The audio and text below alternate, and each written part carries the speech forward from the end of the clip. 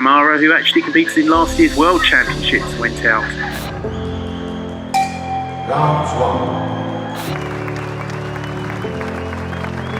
I was always injured. I had no motivation. I was doing panic attacks, I had like food issues, and I didn't want to see that.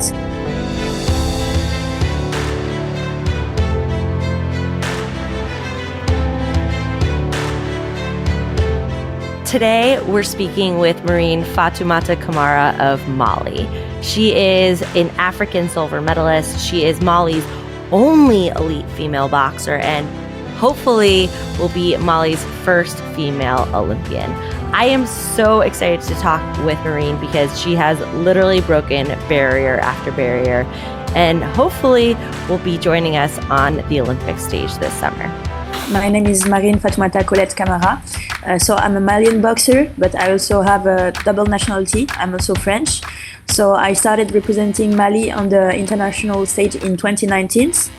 And I've been the only female fighter from that moment at the elite level for the country. So the fact that you're culturally mixed, you were born and raised in the suburbs, tell us about that. Yeah, so my father is from Mali and my mom is from France. So they met in France. I've been born and raised in France. But I mean, in the borough we live, it's very diverse, very mixed. You have a lot of migrant family from the past. You have a lot of diversity. So I've always been raised in a worldwide spirit. And through my sport, I was able to experience that as well. I like the diversity because it's just a part of who I am. And it's the way I made myself till this day. We live very close. So where I started skating is very close from where you were born and where you live. And like you said, there's a lot of diversity. So in skating, it wasn't a problem to see like people from every background. And that comes from the diversity we're very blessed to experience. So I can resonate so much with what you're saying. Yeah, and like you, I guess you went to a sport where people don't expect you to go, because there are not many Black women in skating. And for me as well in boxing, as a woman coming from a traditional family, it's not the thing people expect from you. So that's also this type of diversity to push out the barriers, and to go where people do not expect us, to make our own, story and stuff like that. Share more on that. When you say you come from a traditional family, what does that mean? Where do I start? So first, my father is from Mali. So Mali is a traditional Muslim country.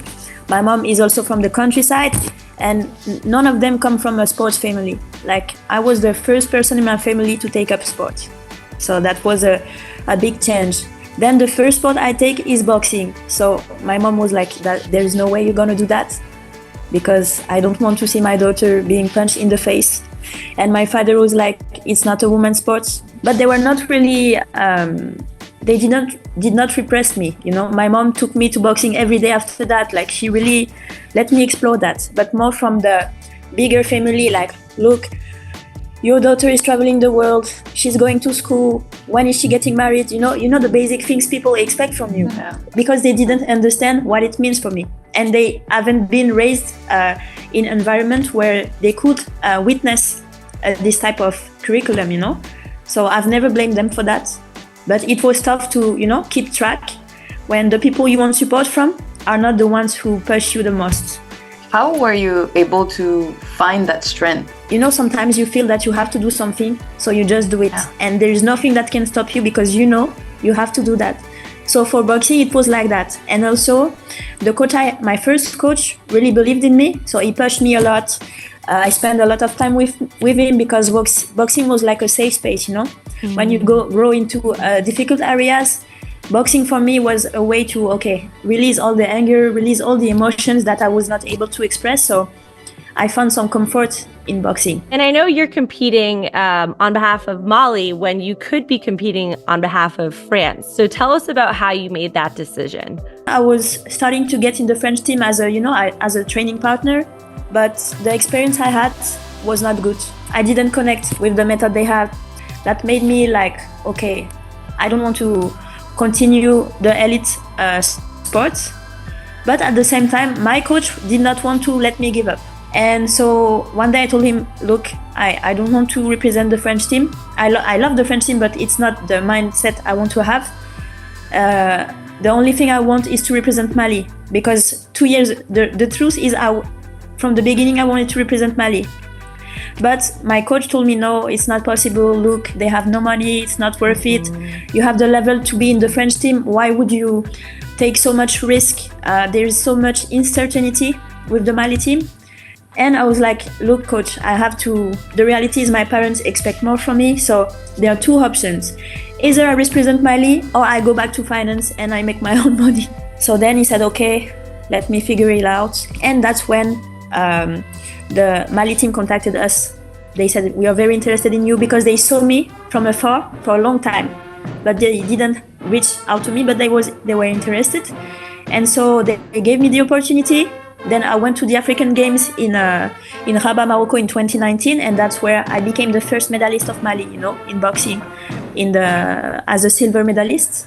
And after that, everything flied out, like until today, And now that I represent Mali, it's crazy because my father supports me. He's my number one fan, When I was with friends, he was like, yeah, okay, good. Now it's like, look, daughter, it's she's the best, blah blah blah. So, what are the challenges of competing on behalf of an African nation? The first thing people tell you is, oh, Marine, you choose Mali because it was easier, because it was, there is no competition for you. That's the first thing they do to discredit you, But the reality of this is that you have to fight much harder, because first, the country does not have money. It's an isolated country with political issues. Second, there's a lot of corruption. So how many times you do not get paid? As well in boxing, as you know, boxing is a very subjective sport. So, and Mali has no power in it. So imagine you have to fight USA or Russia or big countries. You know that you're going to lose. You can do your best, but you're always going to be on the left on the side. So that's why I say it's hard, because you have to put much more work than other people. But at the same time, you get rewards, like if I'm talking to you today, that's because you value me as well, because nobody's doing what I'm doing. So you get other types of rewards. So I'm privileged because I'm in between. I'm mixed also in sport. By that I mean that I have French passports, So whenever I want to register to a competition, in the past they used to refuse me. When they saw Mali, some people thought, okay, it's an African country, they won't get the visa in time. If they get the visa, they will stay in our country, so we don't want them. So they refuse me. I've been refused to so many competitions. And every time I hand up my French passport, it's like, wow, let's go. She has the money, she has the financial security and the social security as well. So, and it happens all the time. I'm very privileged as an African athlete because my French passport is actually saving me and making me, allowing me, to experience things that they're not able to experience. So that's why also I feel kind of pressure, because I don't want to be just the French girl who decided to go to Mali to act like a boxer, I also want to show up that I deserve that and that I represent my other teammates. That's why I want to talk about that, because it's important to show up and to showcase the reality of other African athletes. It's not fair, We want sports to be fair, but there's so much more work to be done. And I hope that in the future, eventually it will get better. So, Maureen, you just talked about how things are not fair, how there's so much work that has to still be done. Boxing is incredibly male-dominated. Talk to us about what that's been like for you as a woman, being in an incredibly masculine environment. How have you dealt with that? So first, I think I was lucky to have a coach that did not differentiate between men and women. When he saw that I had potential, he pushed me, he pushed me even harder sometimes than the guys, because he knew I was determined, And so I never felt in my gym, oh, I'm a girl, I cannot do that. But I felt it when we went outside, People wanted to beat me up when I was starting to be better than them, to prove that they're a man, I faced that.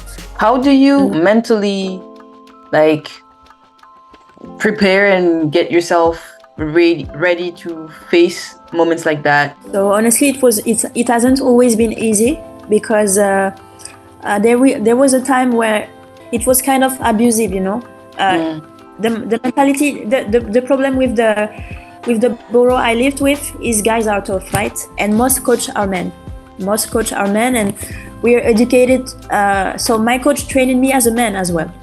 And so I reached a point where I could not handle it anymore. Like in 2022, I had to leave my former gym because the pressure, the criticism, you know, I need to push you. If I don't push you, you're gonna do nothing, you know, the gaslighting, things like that. I've been through that, you know, the abuse, the cycle of abuse in sports. And I was about to give up, you know, I did a burnout in 2022. I'm at rock bottom. I just leave my club. My coach is doing me dirty because he can't believe that I'm leaving. And I'm like, okay, what am I gonna do? My career is over because nobody wanted to take me in France. Nobody wanted to take me because he was respected and I was just a boxer. Wow. And he spread things about me like, you know, like he reversed the situation to favor him. So I was like, okay, what I'm gonna do? I'm done. My career is over. I was sleeping in my room every day, crying. And then my country forced me to go to the African Championship. So they give me, I haven't been training in 2 months. They give me 3 weeks to get ready for the African Championship. And I don't know why I feel I have to go, you know, and I go, I lose because I was really, but I did a good fight. And there I meet my friend David. So David is a Cape Verdean boxer from the national team of Cabo Verde. And he's like, Marine, where is your coach? You're always with him. What happens? And I'm like, look, I have no coach, I'm alone. And he said, look, my coach knows you. He's been seeing you from afar because you went to one of his tournaments. Maybe we can see if you want to try. You have nothing to lose, Marine, come. And so I decided to come to Lisbon. I come, I talk with the coach. I was only coming for 7 days, you know, 7 days, 1 week. But I did not take a flight back yet. So I stay 7 days and then I'm like, I like it. This man owes me nothing. He gives me everything. He respects me. The team accepts me. They don't force me to be someone I'm not. They don't force me to pretend. And so instead of staying 1 week, I stayed 1 month. Wow. And then I extended 1 month. And then I extended 1 month. And then the coach said, okay, when are you staying for real? You know, you can't stay there. You now it's your home. Like you're part of it. And I said, okay, I'm staying. And this man, so his name is Bruno Carvalho. He saved my career, you know. With David, they saved my career because 2022 I was really out, and look at me now, you know. Look, like I think I came back well. I'm happy. I'm performing better than I used to. So many women we've talked to have shared that same feeling of burnout, of frustration. What advice would you give for people who are in that space right now? For me, it's follow your gut. That's the only thing, because your body knows. My body knew what was happening. Like I was always injured. I had no motivation. I was doing panic attacks, you know. I had like food issues. And I didn't want to see that until one day, I don't know what happened. I had an unblock in my mind. My gut told me, it's enough. You have to do something else. You have to switch, because if you keep going this way, you're gonna not recover from that. So for me, it's, trust your gut. It's never easy, but always believe that it's better to be away than to stay in that. Like you can always change. You mentioned having some struggles with food. If you're open to sharing about that, I think this is something many athletes struggle with. Many of us do. I think that it started because I was not speaking up. I was keeping everything inside, you know, because in France we have this hierarchy, like the coach and the fighter. You know, you always obey the coach, and you shut up. So being in a space where I was not safe enough to express myself, it made me eat my emotions, you know. I was eating my emotion. So for me, the food issues stopped when I changed my environment and when I understood why I felt how I felt, you know.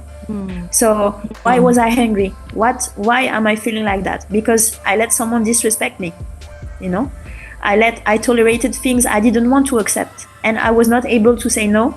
because I had fear, because I was supposed to stay in line or blah, blah, blah, you know? And the toxic thing of boxing is that you have a weight to maintain. So you had the pressure of the environment that was making me sick. Then the pressure of the competition to respect the weight. I was getting crazy, you know? Given what Maureen had gone through, we really wanted to sit down with someone who knew her personally, who had been along with her for the journey. So we sat down with one of her absolute best friends. My name is Lauriane Dimina. I know Maureen since high school, so it's been more than 10 years now. Boxing is a very demanding sport regarding your weight, what you have to eat, how much you have to train. And on the woman's body, which is submitted to hormonal fluctuation, it can be very hard. And also her weight, like, it cannot always be the same during the months, but she has to keep her weight approximately the same. So it's a struggle, and she's very, like, she's very brave for doing that. And I know sometimes it's difficult, but then it will worth it. I hope so. And what changed my perspective really is introspection. Like, why do I feel that? There's always someone that will help you, you know? But the first person that will help you is you, because you feel the emotions. We see a lot of cycle of eating disorders, of burnout, of depression, and it impacts our lives forever. That's my problem, because then Exactly. they leave you with like big scars. Like, I feel like they scar your soul, and then, like you said, I was the same way. I ate my emotions, especially sweet things. Exactly. Yeah, exactly. And I realized that to heal, I needed to understand the root cause of everything. And now I'm like you, I'm smiling, I'm happy, I'm ready to fight. But because I did the hard work of looking into myself and be like, okay, sit down and examine all the wounds. Exactly. And that's a reality. I think that's the transformation that we're facing in sports, the whole way and the new way. Love to see that more athletes are also speaking up on the matter, because it's very important. What do you want to say to all the women who are competing in Paris? I just want them to know that everyone is looking. And the slightest thing that you can do will definitely have an impact on someone you may never meet, you know? So just keep working hard, keep being you, because women are amazing. Because it's hard to be a full-time athlete as a woman, right? It's very tough. So they have to manage their career and their life as well. And when I see that, I'm like, you know, whoa. Maureen, thank you so much for your time, for your insights. This is, like May said, this has been mind-blowing. Thanks for tuning into Flame Bearers. If you like what you're hearing, please leave us a positive review on Apple Podcasts, Spotify, or wherever you get your podcasts. You can also follow us along on social media for more behind-the-scenes exclusive content on Instagram, TikTok, X, Facebook, LinkedIn, whatever social platform you are on. Thank you, and stay tuned for our upcoming episode.